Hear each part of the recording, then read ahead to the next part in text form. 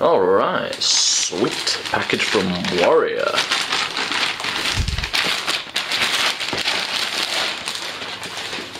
Oh, that's kind of cute. Fire blanket. I wonder why I would need that. I mean, if it's what I'm thinking it is, then I mean, I get it. It's funny. I mean, yeah. There we go. Superheat.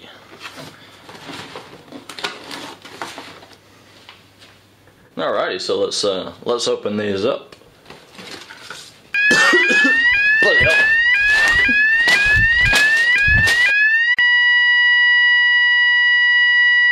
6 months after the release of The Gambler and a year after the debut of the Screamer, and Warrior have managed in 12 months what some brands have never done in decades with the launch of the new Superheat, and that's create a well-rounded stable of 3 boots, each with a clear message behind them. The Superheat aims to bring technology from track and field sprint shoes into the football boot market and give Warrior a speed boot that can compete with the Mercurial Vapor, Evo Speed and Adizero in the process. At the core of that ethos is the new 3-layer Tri-Fusion skin that builds around a base of mesh that Warrior calls NeoWeb. This is designed to create a sock for the foot before adding other features on and around the boot, putting comfort and a well-rounded fit at the heart of the design, which sounds great to us. A thin TPU layer called the Nano Cradle comprises the second layer, providing rigidity to the design whilst not impeding freedom of movement, and that's all finished off with the third layer, a micro-thin Organitouch film for added touch and control in wet weather. Warrior's centered slipstream lacing system hugs the top of a super thin tongue with micro adjustment gap for quick amendments when it slips to one side, whilst the heel counter, called the Membrane Heel Shield, supplies unseen support. Under the hood, you'll find the same sole plate as the Gambler with slight adjustments to trim down on weight and improve high-speed traction. Taking the Superheat out of the box for the first time is genuinely exciting. It might be Warrior's first speed boot, but as a brand they've done some very exciting things in just a year, and the Superheat has the potential to become their flagship boot.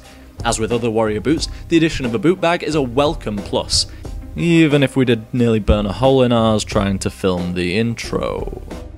Moving swiftly on, the construction really is something else. We've seen mesh brought in on so many football boots in the last 12 months, but Warrior might be the first to use it as a base for the whole boot, but only cover part of it, giving the look something of a cross-section of the design. Speaking of the design, the Superheat is a visually very exciting boot. With so much going on, there are bags of neat touches, but thanks to the 2-colour palette, it avoids the trap of looking too busy.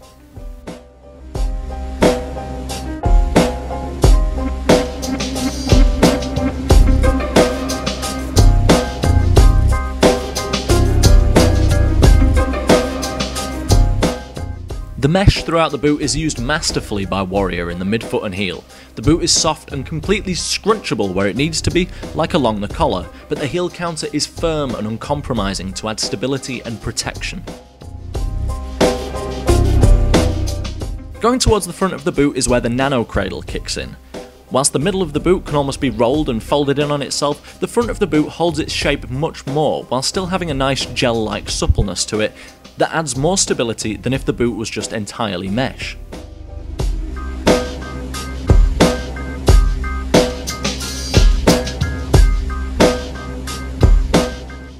The Organitouch film is also tangibly beneficial. Rather than a coating like Nike's ACC, this is much more like the Griptex on Puma's Evo Speed and provides a genuine texture to the upper, like running your finger over a vinyl record, if you kids remember what one of those is. Warrior's aim is to create a boot that is sock-like and flexible whilst maintaining a stable toe box, and in that sense it's bang on. However, that stability comes from TPU, which in its thicker form is used on many football boot sole plates, so I'll be interested in seeing whether the boot can be worn straight into 90 minutes like the Gambler was, or whether a couple of training sessions are in order to loosen up that Nano Cradle first. Speaking of sole plates, as you'd expect, the plate does bend in all the right places, without signs of creating any pinching zones a la the Nike Superfly, so here's hoping that's positive for the break-in time.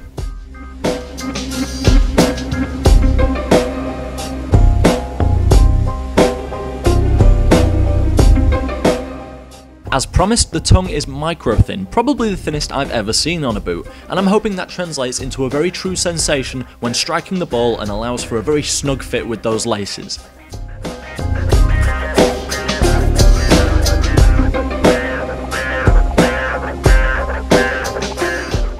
Inside, you'll notice there's no internal support like the EverFit cage and support bands of other speed boots, with the Superheat instead relying on the external support mechanisms.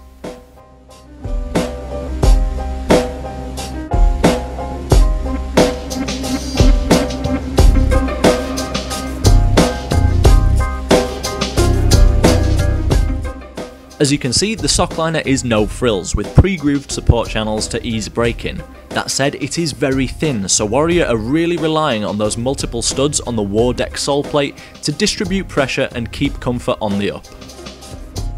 Going back to the sole plate for a second, the feedback on the Gambler has been mixed. Some people really enjoy the versatility of a boot with short enough studs to cope with both firm and artificial pitches, whilst other players who only play on firm to wet ground might well want to stick with the SG hybrid plate. Weighing in our size 10 Superheats gave us a weight point of around 237 grams, which is admittedly a little on the heavy side for a speed boot. One saving grace, however, is the boot does feel light on the foot, with perhaps the fit and sock-like design allowing for a good distribution of weight and a lightweight feel on foot. That's all we've got time for in this unboxing and first impressions of the Warrior Superheat, but if you've got any questions on this boot or any others, drop us a comment either below or on our Facebook, Twitter or Google Plus pages.